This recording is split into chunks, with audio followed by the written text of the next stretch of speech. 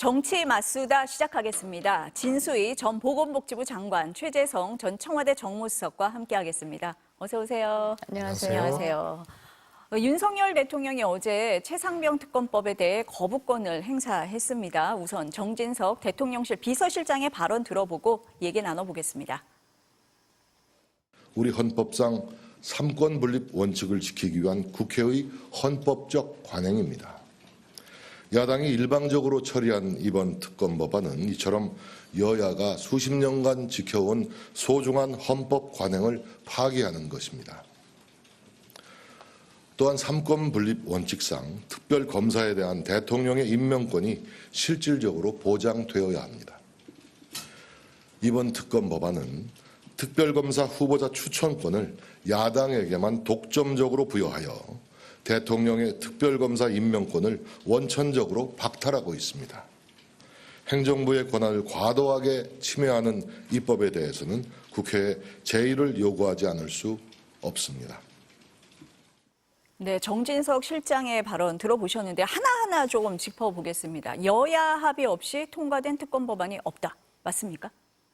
그렇지 않은 것 같아요. 그러니까 어제 정진석 비서실장이 이제 이 특검이 문제가 있다라고 하는 걸 조목조목 이야기를 했는데 그 말씀들이 좀 공허하게 들리는 것이 그렇지 않은 사례들이 꽤 있었기 때문이거든요. 특히 이제 여야 합의 없이 통과된 첫 번째 사례는 아닌 것 같고요. 2003년에 대북 송금 특검도 당시 한나라당과 자민련이 주도해서 당시 여당의 반대에도 불구하고 통과를 시킨 예가 있는데요. 그때 제 기억으로는 여당 중진 의원들이 청와대 국무회의장 바깥에서 노무현 대통령으로 하여금 거부권을 행사해 주실 걸 요청하러 거기 가서 기다리고 있었는데 그냥 노무현 대통령이 그냥 그 특검법을 의결을 국무회의에서 하신 그런 사례도 있어서 그 사례는 여야 합의 없이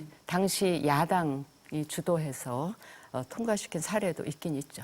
네.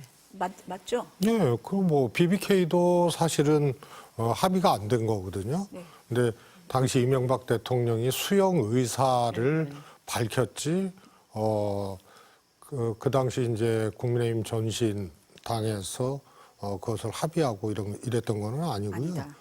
또 노무현 대통령 측근 비리, 소위 말해서 최도술 등등등을 수사했던 그것도 합의되지 않은 거죠. 그래서 그런 사례들은 네 건인가 정도가 있어요. 네.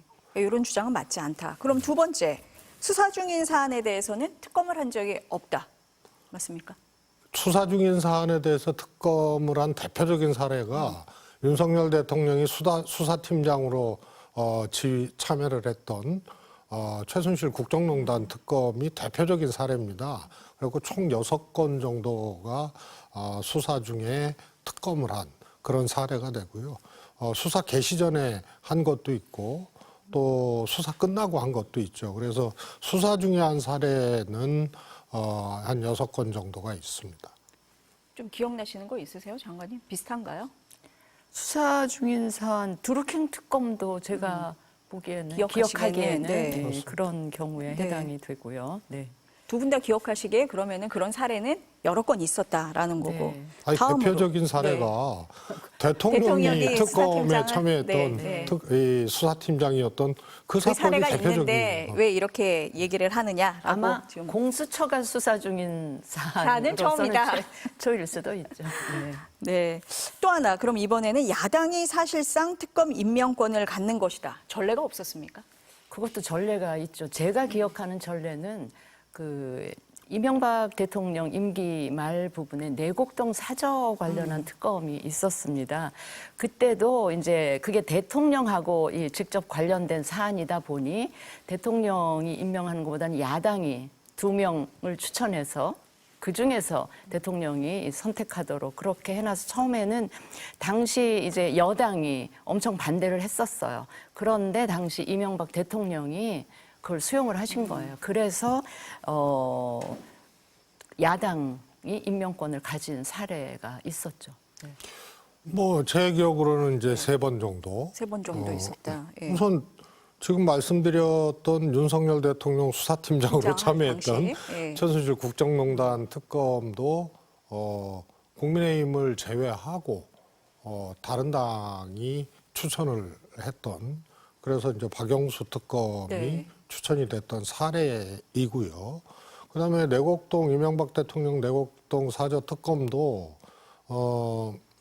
여야가 합의했던 특검 후보가 고사를 해서 여당 추천을 못 받고 네. 또 합의했던 분도 고사를 하고, 그래서 야당 야당이, 추천 케이스로 됐는데, 특검법이 통과된 후에 이명박 대통령 청와대에서 특별검사만은 재논의해달라 이렇게 얘기를 했어요. 물론 이제 불발이 됐지만요. 그래서 총 3건 정도가 야당 추천 케이스로 된 경우가 되겠습니다. 드루킹 BBK도 특검도 마찬가지. 마찬가지로 드루킹 특검은 또 문재인 청와대 이렇게 관련이 그래서 그때는 돼 민주당이 있기 추천 때문에. 대상에서 빠졌고요. 빠졌고, 네. 그 이유가 뭐냐면 특검을 아무 사건에나 하는 게 아니고요.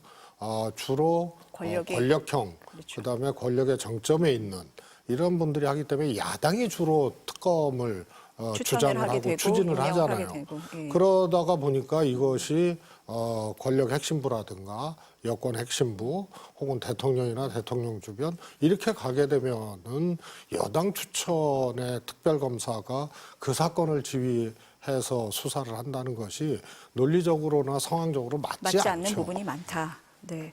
마지막 얘기인데요. 언론 브리핑 조항 어떻습니까? 제 기억에는 과거 사례 꽤 많았던 걸로 기억하는데요. 대표적인 게 이제 국정 그 최순실 국정농단 네, 네, 네. 때 그때 대변인으로 매일같이 네. 그 나오셨던 분 네. 기억하실 거예요. 그분 입었던 옷도 막 화제가 되고 그랬던 그런 것처럼 국민들이 굉장히 그 시간 그 브리핑 시간을 기다렸던 기억도 오히려 그럴 정도로 많이 네, 했었는데. 그럴 정도로 네. 그러니까 아주 피의사실 공표에 해당되는 부분만 제외하고는 기자들의 질문이나 이런 거에 응하면서 브리핑을 했던 기억이 그렇습니다. 있습니다. 이 최해병 특검법에 갑자기 나온 조항이 아니거든요.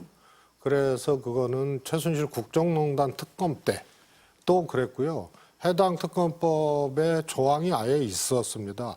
국민의 알 권리 보장을 위해서 피의 사실 외에 네. 수사 과정에 대해서 브리핑할 수 있다. 그래서 그 조항이 이번 특검법에도 그대로 된 거지. 적용이 이게, 되고 있지. 이번에 새로 나온 조항이 아니거든요. 아니다. 네. 그럼 지금 정부 여당에서 주장하고 있는 여러 조항들을 보면 야당 입장에서는 받아들이기가 굉장히 어려운 상황일 것 같거든요. 그러니까 민주당 등 야당이 이번 주말에 대규모 장외 집회 예고를 했고 또 총공세가 이어질 것 같은데요. 일단 이재명 더불어민주당 대표의 발언부터 들어보시겠습니다. 민심을 받들겠다라는 말은 국민을 속이는 잠깐의 허언임이 드러났습니다. 집권당이 대통령 호위무사를 자처하며 국민의 뜻을 거부한다면 국민의힘 역시 우도한 정권의 공범으로 역사에 기록될 것입니다. 공세 수위 이제 좀 높아질 것 같은데요. 민주당 조국혁신당에서는 탄핵 얘기가 벌써 공개적으로 나오고 있습니다. 그 대통령실이 제2요구 안 하면 직무유기라면서 행정부 권한에 대한 침해가 과도하다 이런 얘기를 했거든요. 탄핵 빌미를 미리 차단하려는 의도다. 그게 이제 여기에 대해서 대통령실의 어떻게 네, 대통령실에서 입장인 이렇게, 거잖아요. 그렇죠. 그래서 야당이 탄핵 얘기하니까 미리 차단하려는 네, 거 아니냐 네. 이제 이런 시각인 것 같습니다. 그래서 어떻게 보면 네. 요즘 이제 빌드업이라는 빌드업 많이 쓰더라고요. 예, 네. 많이 쓰는데 네. 이게 야권에서 지금 탄핵을 향해서 빌드업을 하고 있는 중에 계속 이제 이런 거를 빌미 삼아서 얘기를 하고 있는지 아니면 여권 대통령실과 여당 쪽에서 제 입장은 굉장히 우려가 되는 대목인데 오히려 야당의 그런 탄핵 빌미를 주는 쪽으로 자꾸 이 빌드업을 하고 있는 거 아닌지 뭐 하여튼 그런 이제 복잡한 신경입니다. 제가. 네. 어떠세요? 그렇습니다. 지금 대통령실에서 이 거부권을 대통령이 행사하고 4가지 사유를 얘기를 했는데 네. 그게 다 사실과 다르거든요. 그래서 이거는 특검법 제2요구를 하는 대통령과 대통령실 입장에서도 너무 준비가 안 되고 사실과 다른 얘기를 내용으로 하고 있죠. 대응을 하게 되니까 일을 점점 키우는 거예요. 그래서 트럼프 대통령이 소위 미국 의회에서 해외 파병 주둔 병력을 감축하지 못하게 하는 국방수권법을 통과시켰을 때 거부권을 행사했거든요. 제가 보기엔 차라리 그런 류의 핑계라도 이게 이제 군대에서 일어난 거고 수색 과정에서 최혜병이 목숨을 잃은 그런 사건이고 그게 수사외압 이걸로 이제 이어진 사건이기 때문에 대통령이 그 헌법에 그렇게 제2권 그 행사 요건들이 4가지로 딱 규정이 돼 있어요. 네. 헌법에 위배되거나 다른 법률과 배치될 때, 그 다음에 국익을 해칠 때, 그 다음에 국민의 권리를 침해할 때, 막대한 재정이 들 때 이 4가지인데 사실은 어느 것에도 해당은 해당이 없지만 없다라고 보시면 국군 통수권자로서 또 안보수장으로서 대통령이 군대에서 일어난 일에 대한 것이기 때문에 그것을 차라리 사유로 거부권 행사를 했으면 뭐 군색하기는 하지만 그런데 전혀 사실 무근인 것들을 대통령 비서실장이 그것을 열거를 하면서 이렇게 하고 그 전에는 사법 절차의 심대한 침해, 거부권 행사 아니면 안 하면 직무유기. 이런 어떤 달나라 논리를 갖다가 또 끌어대고 그래서 대응 과정에서 점점 더 일을 키우고 어떻게 보면은 국민의 비판 내지는 분노 게이지를 올리고 있는. 그래서 셀프 빌드업을 하고 있다. 그거조차 빌드업이다. 이런 얘기들이 네. 나오는 거죠. 지금 국민 얘기를 하셨으니까요. 사실 이 최상병 특검법에 대해서는 여러 여론조사를 보면 찬성 여론이 더 높거든요. 이런 부분이 좀 부담되지는 않겠습니까? 부담을 느끼면서도요. 왜 이것이 이제 다른 특검하고 다르냐 하면은 그야말로 권력의 최정점으로 갈 수 있는 사건 아닙니까?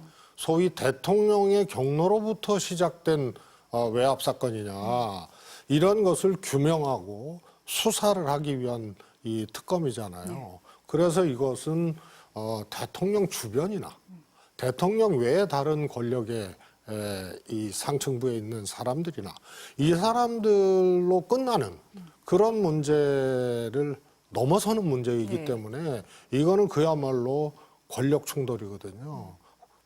그야말로 이제 이거 원자폭탄 같은 핵폭탄 같은 일이기 때문에 이거는 논리가 어떻든 뭐가 어떻든 버티고 일단은 막아야 된다라고 막을 수밖에 보는 거다. 없는 네. 그런 사안이죠. 이 사안 자체가. 어떻게 보세요? 지금 찬성 여론이 높은 상황에서도 막아야 된다라는 논리가 더 강하다 이렇게 보시는 그러니까 건가요? 대통령실 네, 쪽에서. 네. 그러니까 아마 대통령실 쪽은 잘 모르겠습니다만 일단 소나기는 피하고 네. 이제 시간을 가지면서 공수처 수사도 봐가면서 그다음에 앞으로 이제 22대 국회가 열리고 원구성이 지연되고 그 몇 달 지나는 동안 혹시 또 다른 영역에서의 뭐 또 상황이 변수가 돌발 있을 수도 상황이 있으니까요. 변수가 예, 예. 있을 수도 있고 이재명 대표의 사법 리스크가 네. 어떻게 현실화되는지도 볼 이제 그런 시간들 여러 가지 그런 변수를 보면서 일단 소나기를 피하고 피하자. 보는 이런 게 아닌가 싶어서 저는 그 의도대로 상황이 전개되지 않을 경우에 입을 수 있는 화 그러니까 이게 간단한 걸로 해결할 수 있는 거를 오히려 질질 더큰 끌면서 걸로. 더 큰 화를 키우게 되는 거는 아닐지 이건 뭐 모르겠습니다. 두고 봐야 알 일이긴 하지만 그런 염려도 마음 한구석에 있어서 이를 오히려 더 키우는 게 아닌가 싶은 우려도 있습니다만 기우였으면 좋겠습니다. 지금 말씀하실 때 이제 시간 끌기라는 말씀을 하셨는데 시간을 벌려고 예. 지난번에 이제 정부 여당에서는 어쨌든 공수처 수사 결과를 좀 지켜보자라는 얘기도 했고 윤 대통령도 취임 2주년 기자회견에서 수사가 미진하면 내가 먼저 특검하자고 할 거다 이런 얘기했는데 야권에선 이거 다 시간 끌기다 이런 시각이 많은데 근데 공수처가 수사 결론을 어떻게 내든 내든 그 대통령 이제 여당 입장에서는 이 정도면 충분하지 않냐 이렇게 갈 거고요. 충분하다, 아니다의 야당에서는 기준이 다를 수 있다. 원하는 결론이 네. 안 나올 안 경우 나온다. 이건 미진하다. 네. 결국은 특검으로 가야 된다. 이렇게 나올 공산이 크죠. 근데 제가 공수처와 관련한 여당과 야당의 이 논란을 보면서 참 묘한 아이러니랄까 그런 걸 느끼는 게 공수처라는 이 기관의 설치는 오히려 지금 민주당이 굉장히 적극적으로 막 하자고 했는데. 그 패스트트랙 태우면서까지 여기까지 왔고 오히려 그 당시 야당이었던 국민의힘 쪽에서는 뜨뜻미지근하고 마땅찮아 했었는데 지금은 180도 입장이 바뀌어서 이제 국민의힘은 공수처 수사 결과를 봐야 된다. 보자. 지금 굉장히 네, 속도를 네, 내고 네. 있으니까. 그 이제 민주당에서는 그 수사 어떻게 돼도 못 믿겠다라는 입장을 네, 정해놓고 네. 있는 것 같아서 이게 전형적인 내로남불이잖아요. 그래서 이런 식의 내로남불이 우리 국민들이 정치에 대해서 정당에 대해서 가지고 있는 혐오나 불신을 더 키우고 키우는 거 있는 아닌가. 또 하나의 네, 이 네. 없어져야 될 정치적 네. 관행 아닌가 싶어요. 지나간 일이지만요. 네. 공수처 출범 과정, 출범 배경 이런 것들을 좀 짚어보면요. 네. 당시 국민의힘 반대가 정말 극렬했기 때문에 단독 통과된 거거든요. 그래서 최소 규모로 시작을 한 거예요. 그래서 공수처법이 통과되고 공수처 설치 규정이 실행이 되고 하는 과정에서도 이거는 소위 말해서 조직 확대죠. 제대로 기능하게 하는 것이 이제 후에 과제로 그게 필요한 그렇게 상황이었는데. 제시가 되고 네. 했었던 네. 겁니다. 그래서 최소 규모로 시작을 한 거고. 두 번째로는 공수처장 임기가 지난 1월에 끝났잖아요. 근데 차장도 끝났거든요. 그다음에 부장도 끝났어요. 그래서 대행 상태가 지금 4개월간 유지되고 이제 그저께 새로운 공수처장이 이제 임명이 된 임명되셨죠. 거죠. 예. 그래서 정상적인 수사를 하기 어려운 객관적인 환경이 있는 거고요. 그리고 또 이종섭 호주 대사 또 임명됐을 임명권? 때 그때 국민의힘에서 8개월 동안 뭐 하고 그러면서 공수처 수사 의지와 능력에 대해서 국민의힘에서도 문제 문제 제기를 제기를 했다고. 같이 했기 때문에. 그러니까 야당은 예. 이게 대행 체제고 뭐 이렇게 또 반론을 하고 막 했거든요. 그래서 이거는 특검의 대상인 것이 저는 분명하다고 보고요. 진수희 장관님께서 시간을 벌고 있다. 소나기는 피하자는 피한다. 거다는데 저는 매를 벌고 있다고 보거든요. 무슨 얘기냐면 그런 우려가 있다라고 하신 거죠. 무슨 네, 네. 얘기냐면요.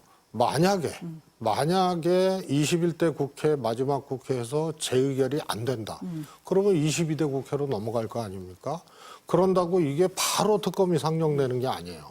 우선 원구성 협상이 있잖아요. 있어야 되죠. 최소 제가 보기에는 한 달 동안은 원구성 협상이 타결될 가능성이 저는 없다고 봅니다.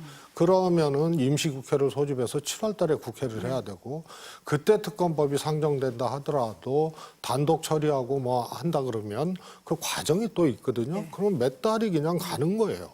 그러면 그 안에 공수처 수사가 지금 여론이나 지금 굉장히 여러 가지 이제 근거, 통화 기록, 정황 근거들이 이제 막 많이 나오죠. 나온 예, 상태에서 공수처가 완전히 이걸 뭉갤 수는 저는 없죠. 없다고 보거든요. 그러나 여러 가지 의혹, 이 엄청난 사건, 이것 때문에 의혹이 말끔히 해소되는 공수처 수사 결과가 나오기는 힘들어요. 그러니까 무슨 소리냐 하면 상당 정도 나올 수는 현재 있지만. 나온 것 때문에 예. 초기 단계지만 수사가 몇 달 동안 진행이 돼서 실체까지는 모르겠지만 그런 이제 수사 결과들이 상당한 정도 근거로 윤곽이 나오면. 나올 수는 예, 있는데 예. 그럼 뭐냐면 공수처가 증검다리를 놓고 그 후에 또 특검을 하게 특검하면. 되는 그래서 시간은 벌지 몰라도 매는 버는 이런 오히려 상황으로 갈 악수를 둘 수도 가능성이 있다. 오히려 네. 큽니다. 지금 수석님 말씀하시는 중에 이제 재의결 얘기가 있었어요. 그 김진표 의장이 28일에 국회 본회의 열어서 재표결하겠다라고 얘기를 했거든요. 근데 지금 안철수 의원, 김웅 의원, 어제 이제 삼선의 유이동 의원까지 공개적으로 찬성 의사 밝혔거든요. 이탈표 가능성은 어떻게 보세요? 그 안철수 의원께서는 그 이탈표 아니고 소심표다. 소심표다. 이렇게 네, 말씀을 소심표라고 하셨는데 하셨죠. 뭐그 예, 말도 예. 맞는 네, 말씀이긴 네. 하죠. 그런데 그 이탈표가 지금 가결에 필요한 수치가 17표 17표? 정도 예. 되잖아요. 이탈표가 있다 하더라도 그걸 충족시킬 만큼의 이탈은 이탈표는 저는 아닐 거다. 아닐 것 예, 같아요. 왜냐하면 예. 지금 당에서도 그렇고 용산 쪽에서도 그렇고 계속 그 단속을 표 단속한다. 네, 하고 있는 중이어서 그런데 이제 하나 변수가 이제 무기명 그렇죠. 투표라는 것 예. 가 하나고 이 낙천낙선자들이 이 국회 본회의에 불참 이제 혹은 기권하면서 이제 모수가 분모가 숫자가 달라지는 그 문제가 이제 두 가지 변수가 있는데 그런 거 다 고려해도 이번 21대 국회 마지막 본회의에서 이 특검법이 가결될 확률은 매우 낮아, 매우 낮아 보입니다. 보인다. 네. 어떠세요? 저는 17명의 국회의원, 국민의힘 국회의원이 소위 이제 찬성표를 던져야 통과가 되는 건데요. 그건 잘 모르겠습니다. 그런데 일단 찬성하는 표가 좀 나올 것 같아요. 지금 공개적으로 밝힌 세 표보다는 더 있을 거다. 의원님들 예. 제가 보기엔 최소한 그만큼은 더 있는 것 같고요. 제가 낙천낙선한 의원들 명단을 한번 쭉 보셨어요? 훑어봤더니 지금 공개적으로 네. 특검법 찬성하겠다, 재의결 찬성하겠다고 했던 분들만큼은 있을 것 같고요. 또 하나는 진정관님 말씀하신 불출석인데요. 네. 마지막 국회에 아무리 단속을 해도 100% 출석하기 어렵거든요. 그래서 정말로 특별한 사유가 아닌데 불출석했다. 그거는 심정적으로는 찬성이다. 찬성으로 마음이 이제 작동한 것을 그렇게 처신한 것으로 해석할 수가 있기 때문에 네. 불출석으로 네. 처신한 걸로 그렇게 보면은 저는 17석을 넘기는 어려워도 어렵지만 두 자릿수는 제가 이탈표는 나올 거다. 나올 수 있을 것 같다는 생각입니다. 근데 이제 낙천낙선자 말씀을 하셨는데 일각에서 공공기관 자리 때문에 찬성은 안 할 거다. 근데 그게 이탈표 이제 안 나올 거다. 기명 투표면 네. 그게 먹힐 수 있어도 있지만, 무기명 투표면 그게 또 효과적으로 작용을 작용을 할까? 할지. 아. 근데 이제 뭐 낙천낙선자들 입장에서는 앞으로 4년 이제 너무 길기 때문에 그런 거를 막연하게 네. 기대를 하고 이 투표에 반영시킬 수도 있는데, 저는요. 네. 그 헌법에 대한민국 네. 헌법에 보면 46조 2항에 국회의원은 대한민국 국익을 우선하여 양심에 따라 직무를 행한다 이런 게 있습니다. 그래서 양심에 따라 행할지 아니면 자신에게 그 이해 득실을 따져서 이 투표를 하시게 될지 아니면 기권을 할지는 그것도 잠옷 좀 지켜볼 궁금한 대목이네요. 대목이긴 네. 합니다. 안철수 의원이 소신표라고 말한 게 그 양심하고 연결이 되는 걸까요? 소신표? 그게 이제 박주민 의원이 네, 네. 지금 그 만나고 다닌다고 하던데요. 데이트 예, 신청을 예. 해놨다 이러는데 7, 8명 했다는데. 박주민 의원이 네. 설득해서 네. 그 찬성표를 던질 의원은 제가 보기에는 없으세요? 한 명도 없지 않을까 싶습니다. 네. 이번에 국회의장 민주당 네. 국회의원 의장 후보 선출 과정에서 예상을 뒤엎고 우원식 후보가 이제 됐잖아요. 네. 국회의원들 투표예요. 그게 의원 투표가 어렵다는 얘기들은 많이 어렵고요. 하시던데. 예. 국회의원의 생각들이 예. 매일 싸우고 매일 그렇게 갈등하고 해도 때로는 의외의 결과가 나올 때가 있어요. 그게 이제 그래서 당원들 지지율이 뭐 80%에 육박했던 추미애 대표가 아닌 우원식 대표가 돼서 네, 네. 또 내홍 같은 게 조금 있고 한데요. 그런데 이 최혜병 특검법에 대해서 국민의힘 21대 의원들이 그야말로 이거는 막아야 된다라는 그 단일한 생각을 하고 있을까 이런 점을 좀 봐야 되고요. 그래서 불출석으로 그 의사를 표시할 수도 찬성 의사를 불출석으로 표시할 수도 있고요. 그다음에 무기명 투표에 숨겨진 1인치가 있죠. 여당이니까 집권 세력이니까 이게 재의결이 안 되면 그러면은 21대 국회에 낙천한 의원도 또 공공기관이라든가 네. 뭐 다른 걸로 좀 유인책이 있지 않겠냐. 네. 그런데요. 그런 보도들이 있길래 그런데요. 여쭤봤습니다. 네. 완전 찐윤 네. 내지는 뭐 이렇게 분류되지 않는 의원들은 그런 자리 못 갑니까? 내가 어차피 뭐 찍혔거나 혹은 낙천 과정에서 내가 이 찍혔거나 또 이렇게 반발했거나 뭐 이러는데 여기서 무기명 투표에서 내가 한번 보여주자. 이 찬성표 네. 아니, 반대표 던진다고 네. 나한테 무슨 뭐 불이익이. 찐윤도 아닌데 이래서 그냥 자기 생각대로 그렇게 할 가능성이 오히려 있는 거예요. 의외의 결과도 있을 수 있다. 배제할 저는- 수는 배제할 없겠죠, 수는 뭐 없다. 가능성을. 저는 두 자릿수는 네, 넘어갈 수 된다. 있다. 아, 궁금하네요. 지켜봐야겠습니다. 근데 추경호 원내대표가요, 오늘 중진들하고 만나서 반대를 당론으로 결정하겠다 이렇게 얘기를 했어요. 그럼 다 따라야 되는 거죠?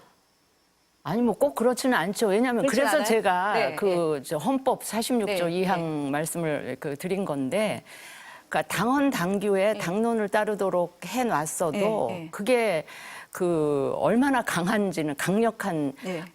제약 조건인지는 몰라도 그 당헌 당규가 헌법을 넘어설 수는 없다. 수는 없잖아요. 예, 예. 그런데 대한민국 헌법에 예. 국회의원은 양심에 따라 직무를 행한다 예. 이렇게 되어 있고, 그 양심이라는 게 소신까지 다 포함하는 거 아니겠습니까? 그래서 당론대로 투표 안 한다고 해서 그 구성원을 의원을 뭔가 징계하고 뭐 이거 이런 거 해당 없어요? 행위다 뭐 징계할 예, 예. 징계를 뭐 이런저런 그 네. 이유를 붙여서 네. 아니 작년에 왜 이준석 대표 이 내쫓을 때도 네, 뭐 네. 그런 일이 그 없지는 않았는데, 그런다 해도 그때는 뭐 국민들이 어떻게 보겠습니까? 그런 정당을. 그래서 그런 일은 하지 않을 거라고 보고, 뭐 당론을 정한다고 해도 양심에 따라 소신에 따라 찬성할 사람은 하고 아닐 사람은 아니고 그렇게 하겠죠. 지금 당론으로 결정하겠다고 말씀을 하셨는데 그럼 안 따를 수도 있는 겁니까? 민주당에서는 당론 안 따르면 어떻게 해요? 뭐 그걸 네. 알 수가 없잖아요. 무기명이긴 한데 지금 공개적으로 밝힌 의원들이 벌써 3분 공개적인 있으시잖아요. 의원들은 예. 당론으로 당론에 따르지 않으면 징계한다라는 명시적 조항이 없어요. 없죠. 그래서 할 수도 있고 안 할 수도 있는 건데요. 네. 생각해 보십시오. 그러면은 또 2차 내용이 시작되는 거거든요. 그럴 수 있을 소신 것 같아요. 투표를 네, 네. 했던 의원들을 징계한다, 징계한다? 뭐한다 이렇게 나오면은 그러면 또 내용으로 가게 되고. 아까 말씀하신 이준석 아니 대표. 내용보다도 네. 이러면 이 국민의힘의 지지율이랄까, 국민들의 어떻게 지지가 보겠냐? 훨씬 더 떨어지지 않겠습니까? 안 그래도 지금 힘든 상황인데 근데 그럼 그런 걸 감수하고 지금 추경호 원내대표는 당론으로 하겠다라고 말씀을 하신 당론으로 걸까요? 하겠다고 말씀을 하시면서 예. 의원들을 압박하는 그런 압박의 거는 수단이지. 있겠지만 예, 그렇다고 이게 가결이 됐다. 그 색출을 해내서 뭐 징계를 하겠다. 이럴 수는 없는 오히려 거죠. 후폭풍이 더 예. 셀 거기 네. 때문에 이건 압박의 수단이다 이렇게 보시는 건가요? 그리고 이제 당론 정치가 오히려 뭐 이런 거 아니에요. 그 댐도 이 물도 물고가 좀 있어야지 뚝도 무너지지가 않는 거거든요. 근데 아마 이번에는 당론 결정에서 성공할 수도 있겠습니다만 사실 이렇게 방어하고 의원들이 그야말로 공감대가 있고 이거는 막아야 돼. 이런 것이 사실 근거라든가 의지 이런 것들이 박약한 상태에서 당론으로 강제해서 설사 막는다 하더라도 이걸로 끝나질 않잖아요. 그러면은 방어해야 되는 의원들의 일종의 피로도, 실망감 이런 것들이 후에 정치적 과정에서는 굉장히 이게 에너지를 다운시키기 때문에 당론 정치로 이번을 돌파한다. 그러면 이번에는 성공할지언정 다음에는 쉽지 않은 그런 또 역효과들이 있습니다. 아니 일각에서는 오히려 22대 국회가 더 어려울 수도 있다. 새로 당선된 사람들은 뭐 당론을 정한다든지 하면 반대하기가 어려운데 지금 더 쉬운 거 아니냐. 뭐 그런 측면도 네. 저는 있다고 봐요. 있을 수 있을 것 같아서요. 그 예. 수치는 8표로 그렇죠. 오히려 줄지만, 줄지만. 그 네. 8표를 확보하는 게 훨씬 더 어려울 어려워요. 수도 네, 있다는 네. 생각도 네. 들긴 하더라고요. 네. 뭐 저는 그렇게 안 보거든요. 그렇게는 안 보시고. 상대적인 네, 거잖아요. 네. 그다음에 그 가운데 이제 민심이라는 게 네. 있고요. 그리고 이제 초선 의원들 같은 경우에는 역대로 여야를 통틀어서 초선 의원들 중에 일종의 이제 소신 정치하는 분들이 나옵니다. 그래서 이 사안 자체가 방어할 논리, 방어할 의지, 근거, 공감대 이런 것들이 현저하게 떨어지는 사안이기 때문에 이것을 그야말로 국민의 대표라고 하는 의원들이 똘똘 뭉쳐서 이런 사안에 대해서 하겠느냐. 특히 초선. 저는 조금 그거는 좀 생각이 다르다고 네. 보고요. 아 근데 21대 국민의힘 초선 의원들은 저는 그런 성향을 제가 보지를 보진 못했어. 못하셨어요? 오히려 그러니까 과거의 역대 정당들을 보면 초재선, 특히 네. 초선 의원들은 막 과감하게 민주당이 좀 그렇죠. 지도부를 네, 향해서 네, 대통령을 네. 향해서 쓴소리 막 했고 이제 그러다가 이제 의원들하고 이 친소 관계가 형성이 되면서 더 이제 이걸 못 하게 되는데 재선 3선으로 네. 갈수록 그런데 21대 국민의힘 초선들은 그런 역할을 한 게 아니고요. 오히려 이 당의 지도부 힘 있는 사람 또 대통령 홍위병 호위무사 노릇을 하느라고 연판장 돌리고 그게 21대 국민의힘 초선들이었단 말이죠. 그런데 22대 네. 국민의힘 초선들은 과연 그런 소신 의정 활동을 하는 분들이 얼마나 나타날지 그것도 아마 그런 이런 것도 변수가 될 거다. 네, 22대 만약에 이번에 안 돼서 다시 특검이 상정이 될 때 어떤 표결 결과가 나올지 그것도 가늠해 볼 중요한 그 네. 대목 많이 안 중에 하나. 나타나도 되고요. 네, 한 8명이요. 6명 정도만 나타나면 되고요. 아까 그 22대 국회에서 최성명 특검법이 이제 재발이 되더라도 물리적으로 그 절차를 진행하는데 시간이 걸리잖아요. 그게 그런 표결 시점에 따라서 좀 영향을 받을 수 저는 있을까요? 있다고 보고요. 그중에 제일 큰 변수가 한동훈 비대위원장의 당대표 출마입니다. 아시다시피 윤한 갈등 3차전이 있었고요. 네. 그걸로 봉합되거나 혹은 또 화해를 하거나 수습된 게 아니거든요. 네. 어떻게 보면 이전된 감정들이 지금까지 이어지고 있는 네. 거거든요. 그래서 대표 출마는 다시 말해서 여권 내에 한동훈 비대위원장의 대표 출마는 일종의 이제 전쟁과 같은 상황이 되는 거고요. 네. 그런데 지금 지지율 또 현행 룰로 한다면 한동훈 위원장이 당선 가능성이 제일 높은 거 아니에요? 그러면은 이 최혜병 특검법 문제에 대해서 당론으로 강력하게 막고 이런 것이 사실 가능하겠느냐. 왜냐하면 선거 과정에서도 한동훈 비대위원장이 그 명품백 사건에 대해서도 한동훈 비대위원장이 국민 눈높이에 맞지 않다고 했고요. 그리고 윤한 갈등이 사실은 그야말로 다시 돌아올 수 있는 다리가 불태워졌다고 할 정도로 그런 상황이고 식사까지 거부한 이런 상황 아니에요. 그래서 이 문제를 만약에 새롭게 당대표가 한동훈 대표가 된다면 이 문제를 그야말로 지금과 같은 당의 철통방어 형식으로 이걸 갖고 갈 수 있겠냐. 물론 찬성하자고 할 수는 없겠지만 상당히 이완될 수밖에 없는 상황이 올 거다.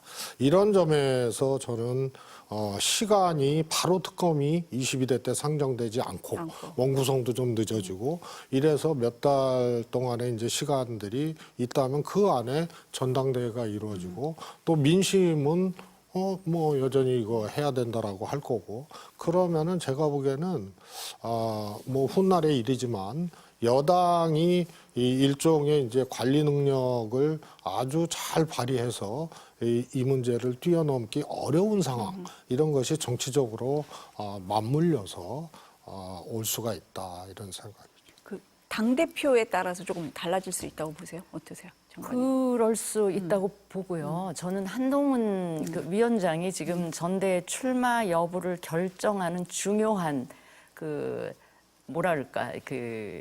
중요하게 생각되는 것 중에 하나가 바로 이걸 것 같아요.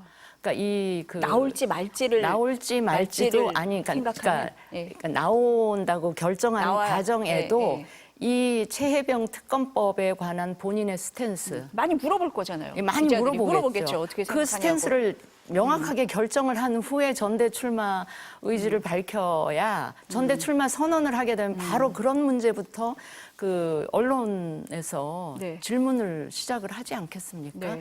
그러니까 지금 내가 출마를 할 거냐 말 거냐 뭐 최종 결론까지는 아직 도달하지 않은 게 아닌가 싶은데 그걸 결정하는 과정에서 이 특검법에 대한 본인의 스탠스를 어떻게 할 건지가 굉장히 그 가장 큰 고민거리 중에 하나가 아닐까 싶고요. 그거에 대한 입장이 분명해지면 이제 출마 선언도 하고 물어오는 그 질문에 대해서 답변도 하게 되지 않을까. 나올 걸로 보시는 거죠? 그러니까 점점 뭐 1%씩 하루가 지날 때마다 올라가는 가능성이 거예요? 올라간다라고 하는데 네. 최근 며칠간의 상황, 네. 특히 오세훈 시장하고 네. 해외 직구 문제에 관련해서 SNS 문자, 설전 막 SNS 있잖아요. 설전 네. 주고받는 그 과정을 네. 봐도 거의 결심은 쓰지 않았나 싶은데 그 이제 결심 이후에는 이 특검법에 관한 한동훈 위원장 입장이 어떨지가 가장 언론과 국민의 관심 중요한 포인트다. 관심사이자 궁금한 점일 것 같아요. 최근에 그 홍준표 대구시장 뭐 한동훈 전 비대위원장 때리기를 한다라는 얘기도 있는데 그거는 어떤 시각에서 좀 볼까요? 그거는 뭐 이제 네. 잠재적인 경쟁자에 대한 경쟁자. 견제일 수도 있고요. 정말 홍준표 시장이 당이 정말 굉장한 위기 상황인데 정말 아무런 경험도 없는 분이 당을 맡아서 과연 잘 이끌어갈 수 있을까 하는 노파심도 뭐 작용을 한 있다. 것 같은데 네, 네. 한동안 총선 직후에 왜 그 한동훈 위원장 때리기를 하셨잖아요. 네, 네. 그러다가 조금 안 하시다가 조용 다시. 네, 다시. 그러니까 네.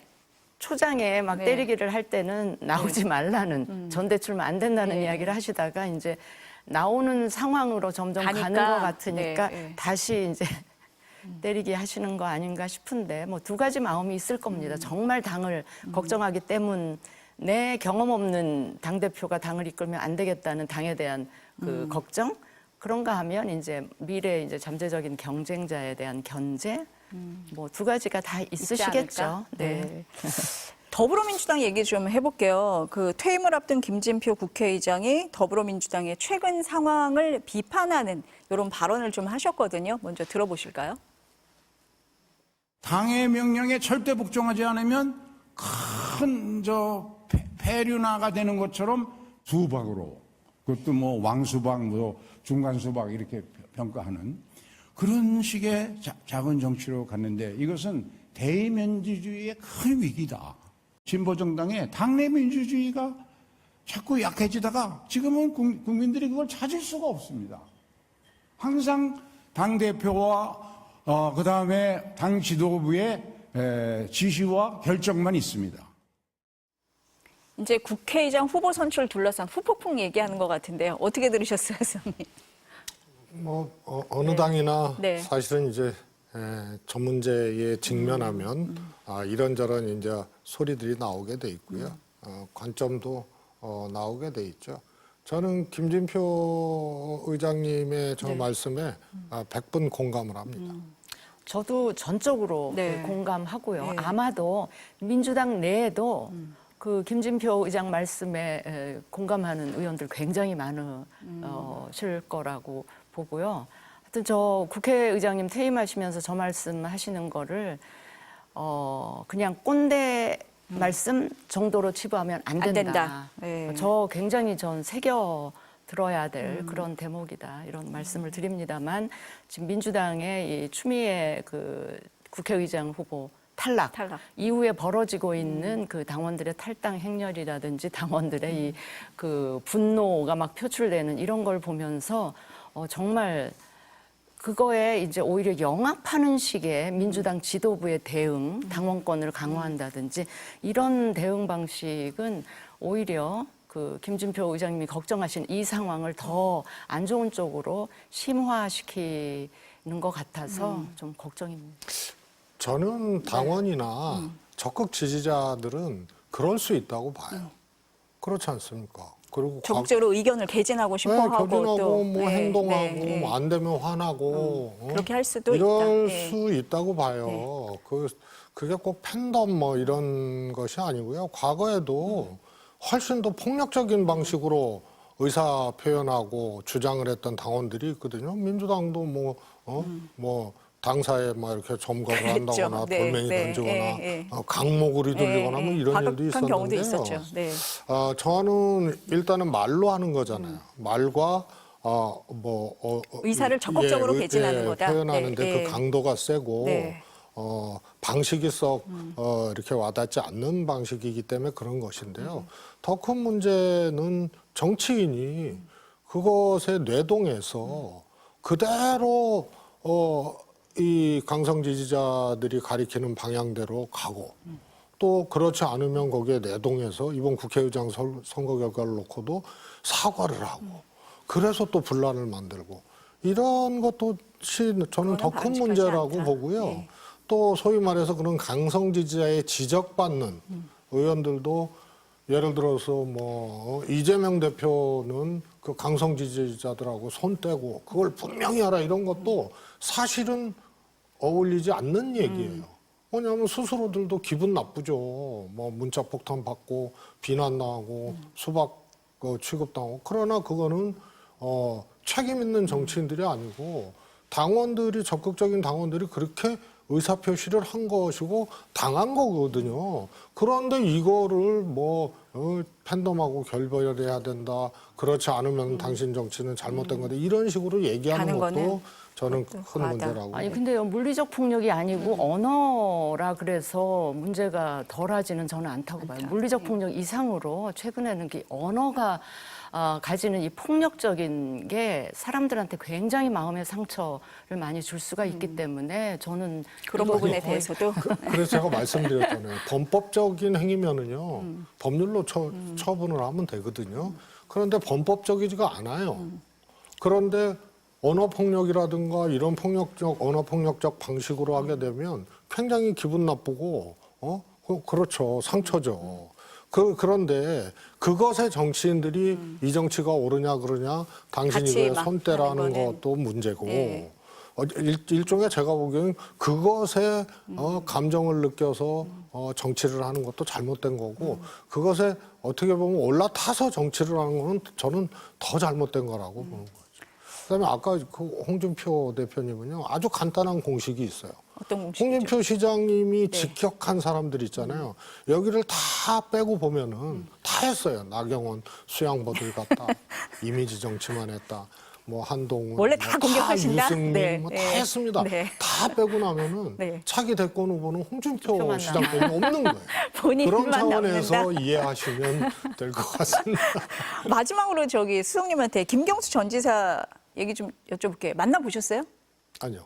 아직이요? 그러면 노무현 전 대통령 추도식에서 만나세요? 뭐 특별히 따로 계획은 없고요. 그 네. 비명계 결집 얘기가 자꾸 나와서 혹시 구심점 될 수 있다고 보세요? 마지막으로 여쭤보겠습니다. 우선 지금 신분이 네, 일단 정치 활동을 할 수 없잖아요. 그러니까 가정이나 출원을 해야 되는 건데 이제 그런 등등들이 예를 들어서 복권이 되고 그런 여러 과정들이 남아 있다. 네. 그거는 어디 친문의 구심점 이런 차원에서 볼 문제가 아니고 조금 정치적으로 스스로가 네. 상당한 이 구심점이 된다. 친문의 구심점을 좀 넘어서는 그런 민주당의 정치인으로 포지셔닝이 될 거다. 이런 생각. 네. 아유, 오늘 말씀 여기까지 듣겠습니다. 감사합니다. 감사합니다.